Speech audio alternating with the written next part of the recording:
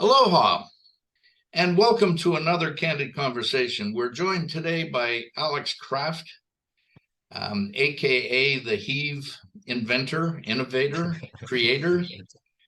And he put up a blog this week that we'll be putting up on social media tonight about his mindset. And in preparing for this, we're just chatting a little bit about how we're in a constant battle with ourselves about anything and everything. So, Alex, why don't you give people a little bit of background on what provoked you to write this? Because it's wonderful. Thanks, Ron. Great to be here again. Recurring guest. I Yes. like to. Yes. What led me to the most recent writing was just kind of reflecting on our company journey. So we're now coming up on 3 years since we started Heave. A lot of things have changed, and from the beginning, which is not uncommon amongst most companies that start something from scratch. It's what you find when you research other companies' journeys is that there's an original idea and a spark for a business, and then but it's a theory at that point. And then when you get out in the market, customers in the market tell you what they think about your idea, and most companies have to change. The term that's used all the time is pivot. It's seems to be an overused term. But what it means is you have to adjust to the market. And so I just was reflecting back over our 3 years of history, because we've now hit some really important milestones. And the thought that resonated with me was, the hardest part for me over the 3 years has been a battle within my own mind. It's been my mindset, and it's not something that I anticipated. I anticipated it. The hardest part being, building a product or recruiting a team or managing the development of a product, because I had never done it before. But as it turns out, the hardest part, the biggest lows have just been mental for me. It was just kind of exploring that idea. It's and you've got an athletic background with basketball and other things, and we've talked about that in the past. But when the only person you're competing with is yourself, and when you bring innovation, let me just call it that for a moment, not invention, to the world, the audience's response is, yeah, why didn't I think about that? Mm-hmm. Or how come he's always got these good ideas? Or it's always envy. And that's not a sustainable position. So instantly they start to try and tear you down. The idea is no damn good. You'll never get anywhere with that. Right. Plenty of people have tried that. Yeah, That's what you hear. that's a Plenty of famous people. one. Yeah. Plenty of people have tried that and failed. Yeah. Okay. And you must have heard that a lot. A ton. Who were in the early days? Who were your biggest supporters? You. Well, no, excluding me. Um, we found some customers who were big supporters. The terminology that there's an incredible book called Crossing the Chasm. Jeffrey Moore wrote it, and it's really helpful for people starting a company, because it defines how people and customers, the life cycle of product adoption. And so what you have to find are what are referred to as early adopters. So they're the personality types who are looking for like the next big thing, who are open to new ideas. Like, and that's one of the things, once again with mindset, is that when we started, it was, we thought, because of the industry was so old school, that hey, everyone would see this new idea because there hasn't been that many new ideas, that there would be greeted with open arms, like, oh, this is refreshing. And it couldn't be further from the truth. It was the, hey, so many people have tried something like this and they've failed. And who are you to think that you could succeed? Or this industry has operated this way for a reason for this long. This is the way it goes. It's a relationship business, all this other bullshit. But what you realize is that this industry is no different than any other. And you just there's all of those people, but you just have to keep trying to find the early adopters. And that's what helps a company get off the ground. It's just by finding more early adopters. They're the ones who are open to it, and just surface those people. Don't care about trying to change the minds of all those other people, because their category are what are called pragmatists. So there's a huge category of people who they just want to see it having been flushed out. They want to see it working for a certain period of time, and then the pragmatists will come on board. So it's just understanding, like, hey, you're not for everyone up front, and just go find more of the people who are early adopter mindsets and open to new ideas, because those people are out there. We use videos in our classroom training starting, I guess, in the 80s. And there was a guy by the name of Joel Barker. You might have heard his name. He's kind of a leader. He called leadership. And he defined leadership as someone who will go to places that other people would not go by themselves.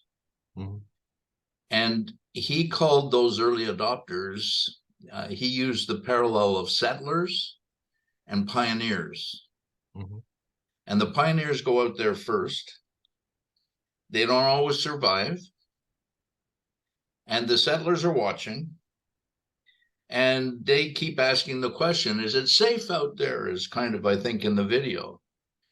And at the end of this little discussion, 3 to 5 minutes of a film, yeah, it's safe out here, but it's too late.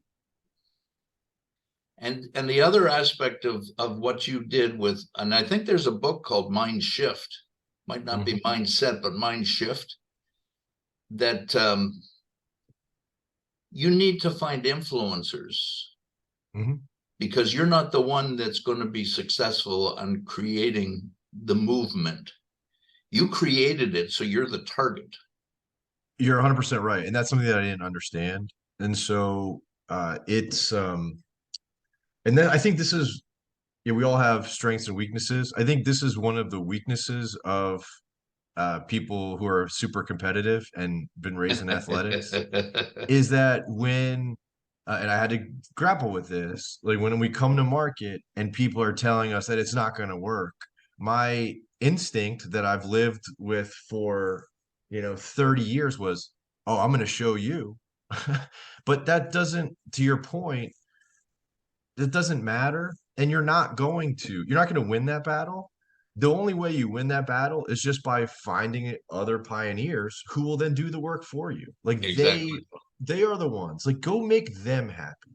Instead of trying to argue, try to continually sell to this group that doesn't really want to be sold to.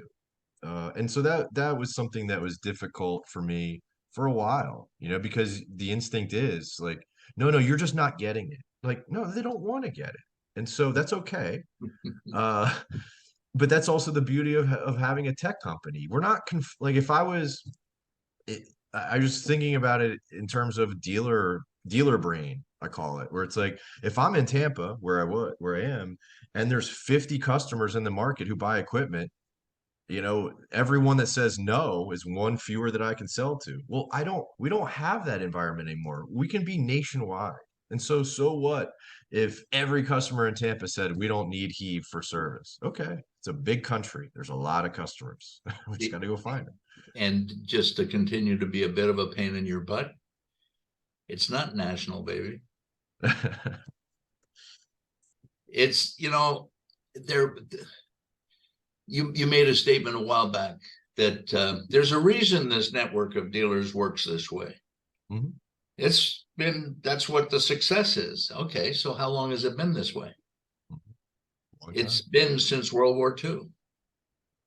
If you look at the proliferation of equipment and then the consolidations that have gone on, that's the only thing that's really changed. Mhm. Canada used to have 10 Caterpillar dealers when I was in the Caterpillar family. There's 2 today. There's 1 John Deere dealer in Canada today. Mhm. There's 2 Volvo dealers in Canada today. Mhm. There's 1 Komatsu dealer in Canada today. I mean, Mhm. dear Lord, and that's a rather large country. Very much. Somebody told me that Caterpillar has publicly stated, I haven't seen the public statement anywhere, I've looked, that there will be 17 dealers in North America. Well, there's 2 in Canada, which means there'll be 15 in the United States. That means the number of dealers will cut in half again. Mhm. And every single dealer, Alex, and you'll chuckle at this, has seen their performance measure be the revenue line.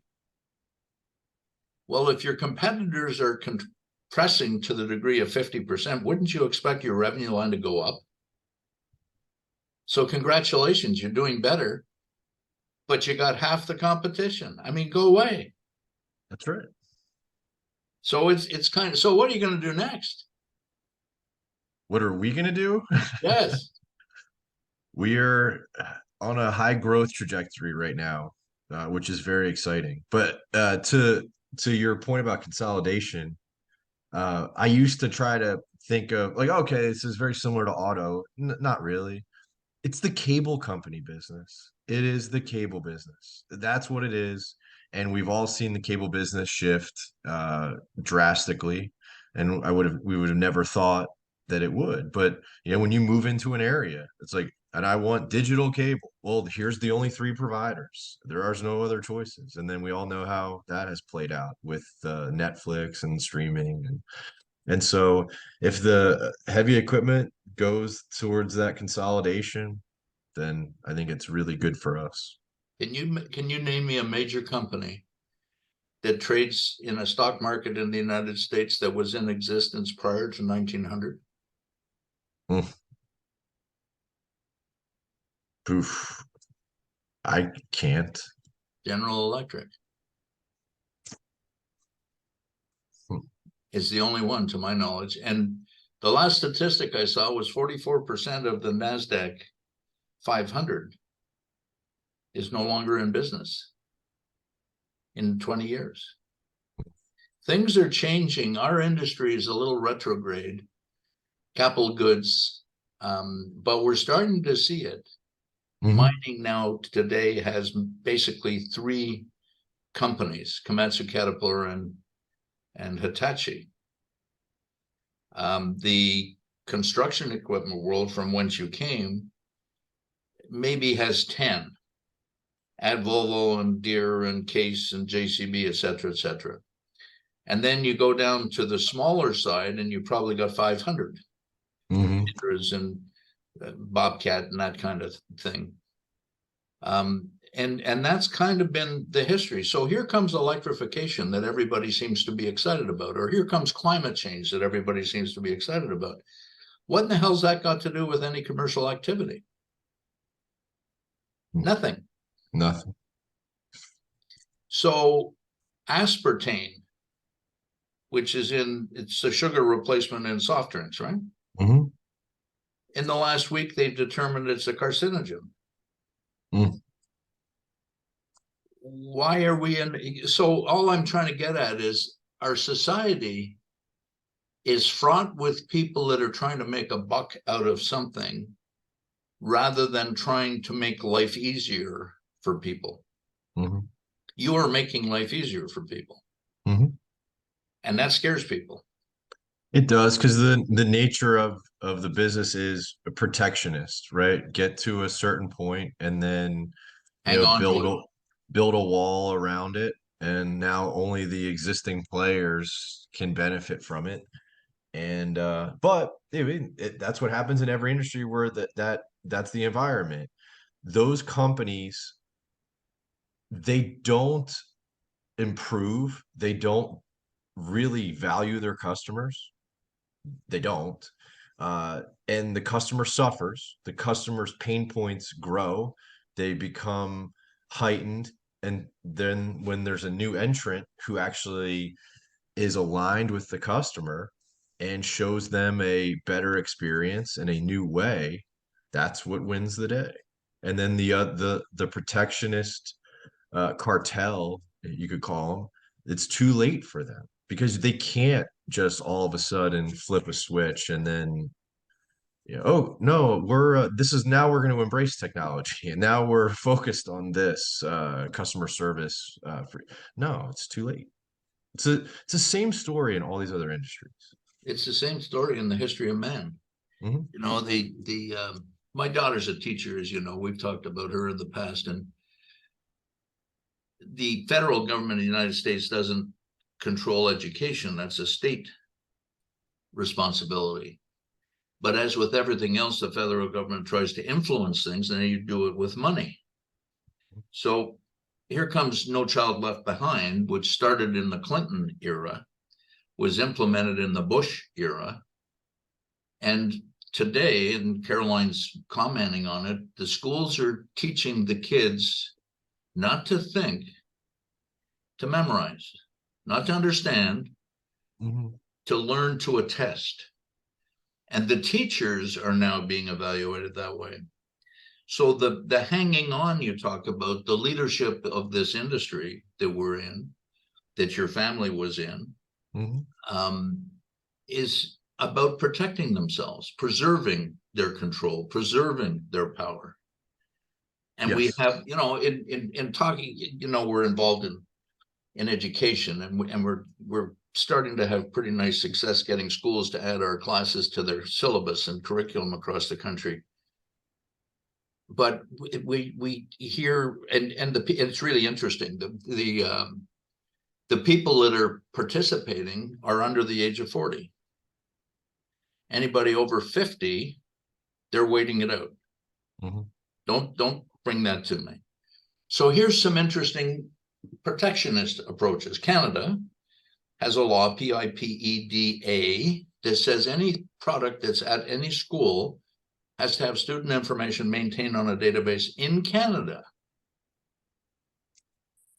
So I ask the schools, I say, fine, how do they respond when your data is up in the cloud? Well, where is the cloud? And then your state of Florida requires there be a proctor, somebody in the room with final exams. How do you do that on the internet when it's 2:00 in the morning on a Sunday? It's interesting. There's roadblocks put up everywhere. Thankfully, I lovingly called it Uber for technicians. And Uber was the inventor. You're the innovator. And look how many different, you started with equipment sales. Yes. Now you got technicians. God knows where you're going to go next. I'm excited. We are too. There's a lot more room for building out the technician piece. Yeah, that's what we're focused on. We're not, we are not distracted by selling or renting equipment. We are 100% focused on service, and there's a lot more we can provide. We have a lot of good ideas that are going to be coming down the road. So, yeah, the service piece, it's crazy to me still. If you want to get, if your wheel loader breaks down, your excavator breaks down, you have to call a service department. It's 2023 and we all know that's the other thing. We all know how critical downtime is for customers. Everyone has been saying it for my entire career, yet nothing has really changed or really been done about it. And so that's what we decided to do, is that let's try a new method. Let's implement technology and actually give customers an active role in getting their equipment fixed. Instead, like, I view dealer service as like going to the grocery store and pulling a number at the deli line. You have number 74, but you have no you have no transparency to where you are in the line. You call in, and then say, hey, I need somebody on this job site, and then, hey, somebody will call you when we can get someone to you. And that's insane to me in this day and age. When do you think we'll have the machine calling?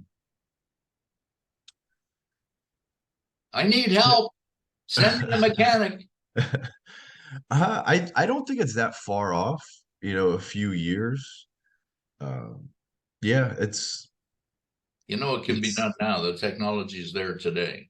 I know I think the difficulty is that no OEMs want to share information, and everybody's got their own telematics solution. There's a ton of telematics companies and softwares. So I think that'll be interesting to see how it evolves. There's a stark difference between automotive, which people share data, and construction equipment, where everybody creates their own and makes it difficult for Mhm. customers to have more than one brand. They think Right. by restricting a customer's options, they will control a customer. The customer doesn't want restrictions. No. It's that to me is a great point too. You're misaligned with your customer. It's also like I've always viewed it as like OEMs and dealers like not appreciating customers' intelligence. They're going to tell customers the way that's not the way good businesses operate. Customers want choice, customers want information, customers want access. And to fight that is kind of nuts to me. And especially in today's age, like everybody has access to more information. Customers want multiple brands because they don't want to be captive to one sole supplier. They customers are smart. They want leverage for purchasing power, for the best terms, and to try to restrict is right to repair, right? I mean, you have OEMs who were fighting, who were engaged in a lawsuit with their own customers. Because all the customers, the whole point of the lawsuit was, hey, I want to be able to determine where I send this. I don't want to be locked out of my own machine. I want to be able to diagnose it and then determine where I go. I don't want to be in a position where the only party who can service this and unlock this machine is you, and you're 3 hours away from me, and I'm beholden to you. And if it takes you a week to get to me, then that's what I have to live with. Like that is right to repair. And whenever I read some of these statements of dealers and OEMs still fighting over it's just laughable. And they try to make it seem like it's for a different reason. Like, oh, we just don't want customers to unlock and change the safety requirements. Right? They're not interested in that. Like that's ridiculous. I might have told you this story. If I have, stop me. I've done a lot of OEM training over the years, and I had one room, and the brand will be nameless, that was nothing but people involved in purchasing. And we're looking at and talking about back orders and satisfying needs. And so, we have this chart, a search sequence to find a part. I'm going through my store, then I'm going through my other stores, then I'm going through the region, blah, blah, blah. And I get to the end of the discussion and say, okay, I can't find it anywhere on the planet. Mhm. And the guy's machine is down. And then let me give you an illustration that's real. A mine in Gillette, Wyoming, purchased their first Komatsu tractor for an open pit mine. And it goes down, and everybody was excited. Not the Caterpillar dealer who'd had all the brand there before. Mhm. Within the first 6 months, the machine went down. So the mine hauled the machine out of the pit, put it up beside the hole, Mhm. and left it there. Hmm. And it was there for weeks because the supplier couldn't find the part. Mhm. And I'm in there with the supplier looking at something else. I said, what the hell's that? Well, we're having trouble getting the part. I said, why is it still here? And they looked at me. I said, every single day, everybody goes by that damn machine. They know that you failed. Mhm. Take it out of there. Visibility. So you talked about downtime. Mm-hmm. We assault you in the marketplace, you customers, saying our only concern is your downtime. We're here to reduce your owning and operating costs, and downtime is a bad thing. And I promise you, we're the best at it. Right. We're a service company that sells machines, like all this other lame stuff. And we think it's worked. It did for a while, but they've cottoned onto us. The right to repair is a beauty. Another one is that certain states, I think there was 5 or 6 the last time I looked, by state law requires a manufacturer to reimburse a dealer for warranty work at retail prices. Mm-hmm. And I always used to ask the manufacturers, how come the dealer has to subsidize your quality failure on warranty? And it's everywhere that you go. So innovators like you are rare. And that's why I welcome them. That's why I applaud them. I want to see more of it, because we can do a hell of a lot better than we have so far. Hmm. You know, the customer is buying a whole. They're buying a ton. They're buying a mile. They're not buying a machine. Mm-hmm. And we're going to get to that point where that's how we'll sell a machine. Yeah. It's you're right. Dealers don't want to admit that, but that's like getting back to the mindset piece.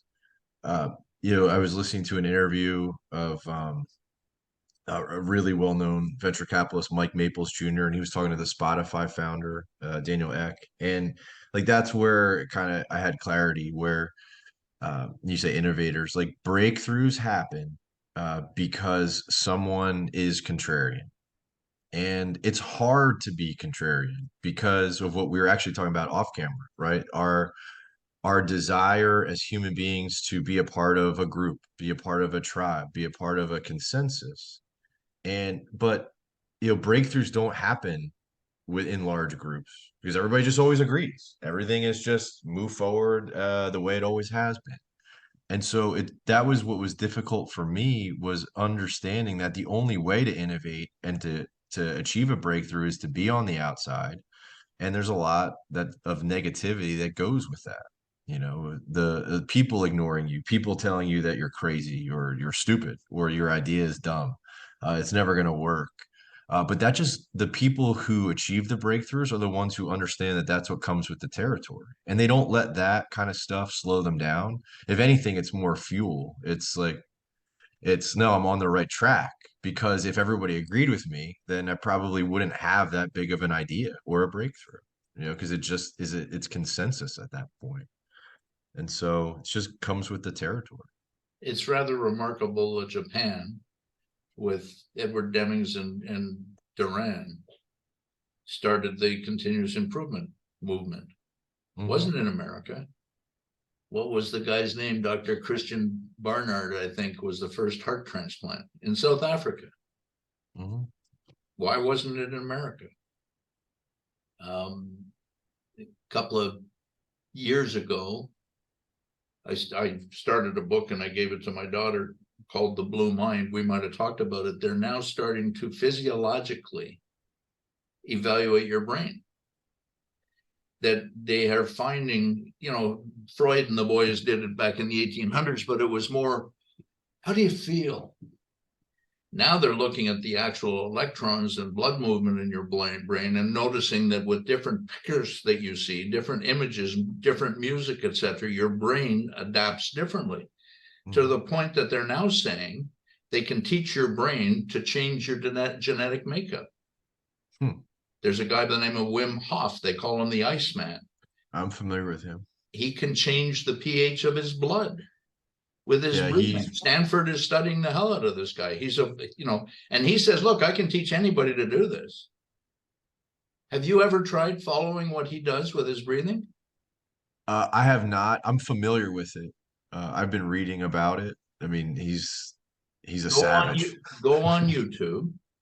He's got a breathing exercise on YouTube that's sit in a calm place and do exactly what he tells you. And I bet you're going to be able to hold your breath for 3 minutes within 15 minutes. Holy shit. Have you tried it? Yep. 2.5 within 5 or 10 minutes, I'm up to 2.5 minutes. In a normal and as a swimmer, that's something that makes a big difference for guys like me. And so we're learning all of these things. Wim Hof is a weirdo. Um, he just lived his life and found this. He's been up Everest barefoot in shorts. Yes, I've seen that. He's done a marathon in the Sahara in shorts. You know, there's examples like you and Wim all over the place. Laird Hamilton, the surfer. I'm a They're big fan of everywhere. his. Pardon? I'm a big fan of Laird's. Yeah, Oh, his workouts are gnarly too. oh, geez, they're terrible, and he still does it. You know, so it's the mindset issue. It's lonely, isn't it? It is 100%. You know, not many people understand it. Uh, you know, because there are you're so many days, especially early on, where you're home or you're driving home and just nothing seems to be going right. And and you just have to keep, you know, that's why belief is so important, like commitment to what you're doing. That's why I do think that uh and I think you can be successful either way, but I think the path of founders who have lived and have industry experience is a better path. Yeah, because there's plenty of founders who are just entrepreneurial by nature and like, oh, I saw this problem within our culture and I'm opportunist, so I'm going to create a company that tries to solve that problem. I think it's a lot harder that way because when times are tough, you know, why are you going to cling to that idea and keep pushing forward if you don't, like, it's one thing like with me, like I didn't seek to start a company, but I've been in this industry so long and it just was insane to me for there to be no movement and no improvement in different facets. Like we've been talking about you know, a shortage of technicians for my entire career, and there's nothing that's been actually done about it. You know, no, it's just the same conversations over and over again. And I have the personality where I can't take that kind of stuff. I can't just, it's just like my worst nightmare to be sitting here 10 years from now, like, oh, you know, there's a shortage of technicians and just like regurgitate the same stuff. So when you started Heave, the day it was incorporated, how old were you? 2020, I was 40. I was 33 when I started the consulting business. And I remember, and I say this to people a lot, I remember sitting in the second floor in our house in a bedroom for guests using a Commodore 64 that we got from my daughter because you could get software for kids to help them learn in school, Hmm. looking out a window by myself. And we're social animals. That's really difficult for people to do. Hmm. Several of our contributors that write are in the same boat as you, that are owner operators, entrepreneurs, starter, breakthrough people. And they experience the same thing, that your blog has been exceptionally helpful to a whole bunch of people. A guy in Portugal, you know, he said that was the most influential piece that I've read in the last 3 months Oh because wow, he's starting his own business over there. He's Canadian, nice. you know, and they're all over the place. And everywhere you go, where you're breaking the mold, you're dealing with sacred cows. There's people that are going to protect it. Hmm. There was an announcement a couple of days ago. There's a lady who's 90 years old who just retired from Dillard's. You're familiar with Dillard's, right? Yep, the shopping, the store. Yep. She worked for them for 74 years and did not miss a day of work. Mm, She started when she was 16. wow, Isn't that something? it Now is. that's a bygone. You won't find people doing that today. No. You know, I'm 77 and still working. There's something wrong with me. Everybody keeps saying, "What's the hell's the matter with you? Don't you want to retire?" I got things to do, baby. Hmm. But it's so the challenge of protecting your mind, staying focused on what you're trying to do rather than the negatives that are all around you saying, "Give up, go away, stop Hmm. that."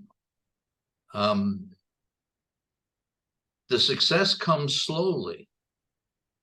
Hmm. And it's like walking in sand, isn't it? You're elated one day because something happened that was good, and the next week or month you're down in the dumps. That's right.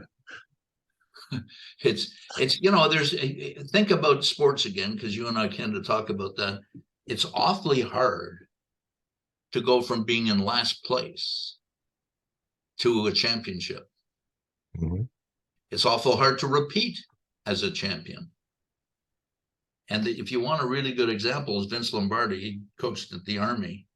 Then he goes into the Packers, and Bart Starr was a fourth string quarterback. And he came out with all of his philosophies and took a last place team to the Super Bowl. They're all over the place. Or show me a superstar athlete who was a good manager or a good coach. Mhm. There's hardly any. Yeah, there's reasons for that, because you have to, in order to go from the bottom to you have to do it in a certain order, and you have to have small wins that just keep adding up and piling up. And that's what helps you get through the early and the hard times, is those small wins. For us, the enthusiasm from customers was what got us through. Yep. And that's something that I didn't really experience when I was with the dealership. Like, we didn't we didn't have customers who are like, oh my God, thank you so much for these four wheel loaders. We wouldn't be able to live and do all of these projects without them. And then, yeah, because you're just one of a bunch of other people, dealers just selling the same thing. And with this, the enthusiasm that we have received and still receive from customers, because it's new and it's a fresh idea and it actually solves customers' pain, is, oh, it's like rocket fuel for us. It's unbelievable. It makes all the hard times worth it. When you talk to a customer and they're like, "You guys saved me." We had a customer. It really is kind of like, it sounds like a fairy tale, and hopefully we'll be so successful down the road where like there's like case studies written, and because this story is so powerful. We were after a customer for a while just to try our app, and like, even though he is an early adopter, it just took a little while to get his attention to try it. So he calls me and he's like, "Hey, I've got a good test case for your app." He's like, he had 100,000 pound excavator and it was down, and he got a quote from the dealer to repair it. And it just didn't sit right with him.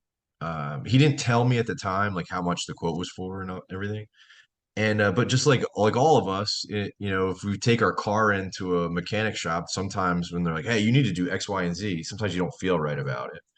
So he's like, "How do I get started?" So like, okay, just download the app and put in the request, and we'll see who opts into the job. And so we did. A mechanic answered it within 5 minutes and was out there the next morning. Looks over the machine and he's like, "I know what the source of the issue is. There's metal in the hydraulic tank, this and that." And he fixed it that day. It was like 7 hours of labor. We invoiced the customer. It was like $1,500. And he calls me the next morning and he tells me that the dealer quoted him $28,000. Had to replace like these four major components, and then it was going to take like 3 weeks for them to get to it. And just in that one, and that was his first job with us, and we saved him $26,000, and it was just like, I'm so thankful that you guys exist, and just getting those type of reactions and moments, it doesn't get more gratifying than I would like you to create a bulletin board as an adjunct, as an add-on to your app, that. Okay. that mechanics and clients post stories, and that you once a month have a poll of everybody who uses your system that determines who's got the best posting on the bulletin board, and give them $1,000. I like that idea. The Clearinghouse. It's a magazine company. Mhm. It's $1 million. They don't even need to advertise anymore, right? That's right. No, So, I like that. that's the other part of life, the early adopters, the innovators, the pioneers. How do they get the word around? Marketing is difficult without spending a lot of money. Sure. So, you need bridges. I'm going to build a bridge from here to there to get us there. But then you need help. So, it's remarkable. And we're moving, Alex, into a world where everything is going to be a subscription. And you've seen it best, I think, with television, which has only been 70 years roughly. And you started at 2 or 3 channels. Now there's 500. You started with rabbit ears. Then you went to antennas. Then you went to cable. Then you went to high-speed internet. Whoa. We had theaters. Then here comes Blockbuster, which is gone, to be replaced with Netflix. We've got so many examples of making life easier for people, which is exactly what that client told you. Yes. And it took him a long time to try it, didn't it? It took a couple months, it And that's wasn't, fine. yeah, absolutely. What's the old deal? You want to sell to somebody, find a salesman, because they're easy to sell to. They're more interested in your technique and what you're selling, right? I agree with that. My wife and I, we everybody wants to sell to the man. The best story I've got is in Istanbul in Turkey. I'm looking at Turkish Afghani, actually, rugs. And the guys are all, they're doing everything in their power, 3 or 4 of them all over me. And they finish everything and I'm excited. I said, that's really good, but you got to sell it to her. And, they couldn't believe it. You mean to tell me she's going to make the decision? How can you do that? It's everywhere in life. You meet resistance. Resistance to change is really unbelievable. And it's filled with cliches. Yes. That might work in the short term. It will never last. What's funny is to that point, like we posted this success story and we had it of, I don't want to, I think we're all hardwired to focus more on negative than positive, but there were a lot more super positive comments about it, but there were a couple people who were like, well, what would have happened if your guy screwed up the repair? They're like, well, he didn't. We saved the customer 26 grand.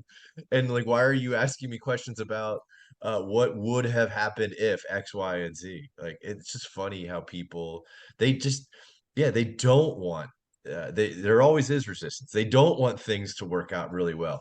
People are always want to believe something's too good to be true. It's like, no, you know what? It's not. Um, independent mechanics have been working in the market for a long time. We didn't create the concept of an independent mechanic.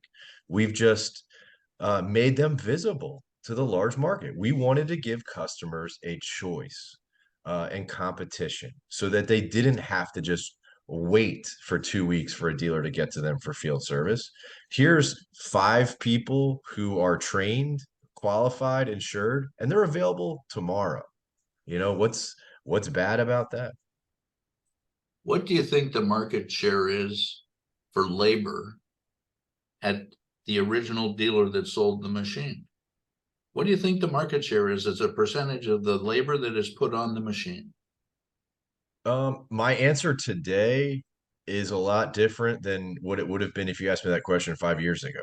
What would it have been 5 years ago?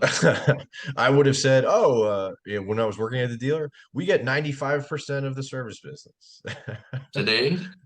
You know what? I would probably say it's around 50%. What do you think my answer is? Probably less than 50. 15. 15? Holy. Who's the biggest competitor for labor in the market? Customers. Yes. Who's second? When you say like biggest competitor, mean to us? No, just labor. Oh, An OEM dealer sells a machine, Mhm. and there's 1,000 hours of labor put on that machine over its life. Mhm. 500 hours go to the customer themselves. How Mhm. many hours go to the next biggest competitor, and who is it? Oh, okay.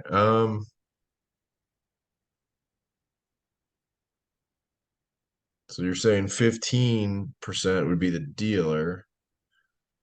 So I guess an independent You mechanic. don't need to agree with me. Oh no. You can take whatever you think. No, I think you're more knowledgeable in this than I am. I would say an independent mechanic then would be second with probably 30%. Okay, so the 50 and 30 is 80% of the hours that are put on machines are done by mechanics other than The dealer, yeah. the OEM dealer. Where did those mechanics come from?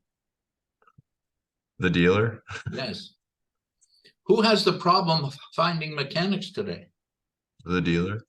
The independent mechanic is out there making a buck. You're facilitating that. Hmm. Typically, the independent mechanic was at the top of the pay scale that he wasn't going to get any more money. Hmm. And that's ridiculous. So he went out on his own. That's right. And he had a group of customers, 6, 8, 10, to keep him busy. That's correct. He doesn't know how to get bigger. There's a few that do. That's fine. Hmm. But you're going to facilitate that person's business. Yes, we give him choice. We Yep. give him and her choice. Yep. They opt into jobs. And that's what we found with independence is that they really kind of just whoever called, they had to take the job. And we found that they were driving really far distances, driving 3 hours each way because they didn't have anything else on the docket. So yeah, that's one of the things that we seek to change. This is the I like talking about this too because the economics have been broken for a long time in the industry. And for all the cliches we mentioned earlier, right? Service is so important, blah, blah, blah. Sales sells the first machine, sells the second. Yet the talented, skilled labor was not getting paid very much. Pay the dealer mechanic $40 an hour, bill them at 180, and then meanwhile the fourth best salesperson in that same branch made 150 grand just because by nature of selling machines for an average price of 200 grand. And so it's all it's all wrong. And so we're like we started in Texas in May. We keep adding more mechanics there, technicians there. And when we closed June business, I looked through our kind of log and we had paid a guy 14 grand in June. His first month started on Heave. Incredible. So like to your point about the technicians and the clients posting stories, that's we have it on both sides. Like here's a talented tech who he was running Google ads, or I think he still does run Google ads, but he was paying like $300-$400 a month or a week, actually. I'm sorry, $300-$400 a week for Google ads. And who knows? I mean, I think we have an idea of how many jobs that leads to. And then all of a sudden, here's our app that comes in the market. We found them and first month, 14 grand. Boom. Like doing jobs that he wants to do. So think about Google. And how do you know that Google's working? He's paid that $300-$400 a week for Google Ads, et cetera, and they come back with the reporting on SEOs and all the rest of this stuff. Mhm. So they're trying to give you a report card on themselves that makes them look good. Right. And also just like I respect someone who's trying to get more business in the door, but the reality is that customers, when they buy the machine, that's when their service decision is made. Like a customer who buys a Caterpillar when it's broke doesn't then go to Google and say, oh, Caterpillar service near me. I mean, they already know where they're gonna either they have their own mechanic or they're gonna go to the dealer. And so it's I have to think that the Google ads for these guys is lighting money on fire. So you know how crazy I am, or weird. You buy the machine, Mr. Customer, I'm going to sell you $1,000 or 1,000 hours of labor over the next 5 years for your maintenance and repairs. And I will charge you $200 an hour for that 1,000 hours. And I will guarantee I will be at your machine in 24 hours. Or I'll charge you $80 an hour and I'll guarantee I'll be at the machine in 72 hours. And let the customer make the choice. What do you think they'd choose? The $200,000. You know, it's really perverse, and you're opening a door in a room that has never been populated before. Mechanics are excited, your $14,000 example. Customers are excited, your guy who saved 28 grand. They're all over the place. So keep it up. We are. And the best thing about early adopters is that they tell other early adopters. That's what the grass fire is about. Yes. No, that's the influencer that I was talking about. And you build those influencers up, you got a winner. And sooner or later, somebody's going to come to you and say, Alex, is there anything I can do to, how can I help you? And they're going to start coming, babe. We've had some of that. It's funny. It seems like the switch is flipped. Ignore. Now people want to help us. Yeah. This has been wonderful, Alex, and I applaud your success and your Thank courage and your mindset. And I want you to keep writing blogs and keep bringing your perspective, because it's wonderful. And there's a lot of people that are gaining from your sharing your wisdom. Thank you. I appreciate that. I enjoy writing. I'm a little bit of a perfectionist though. So I sat on the mindset one for like 5 weeks, just refining it. I was talking with in the last month or so, I've had maybe 30 Zoom calls with a dozen people on each. And that comment has come back to me a lot, where people are perfectionists. And I say, no, you're not a perfectionist, you're a control freak. And you're not going to be successful being a control freak, because you're limiting your influence on the world. The only way it becomes successful is if you can leverage your thinking. And the first role of a leader is to create a bunch of followers. And then the second role is to find which one of those followers you're going to turn into leaders and get the hell out of their way. You're absolutely correct. I understand that. Yes. So don't be such a perfectionist. Okay, everybody that's listening, Mr. Kraft is going to commit to giving me one blog a month. Yes. Did everybody hear that? Mark it on the calendar. So my next one is going to be about not being a perfectionist. Perfect. Thank you so much. Anything you want to say in closing? I think this has been a wonderful discussion. If you own heavy equipment and you need 24-hour service, that's what Heave provides 100% of the time. We can get somebody to you within 24 hours. That's what we do. Thank you very much, Mr. Kraft. Alex, it's a pleasure. And I hope everybody listening to this candid conversation got something from it. I think it's a really important message. We are our own worst enemy. Take a chance, go for it, and recognize they're not always going to be wins, but enough of them will be. Aloha, everybody. Thank you for participating. We'll see you next time. Mahalo.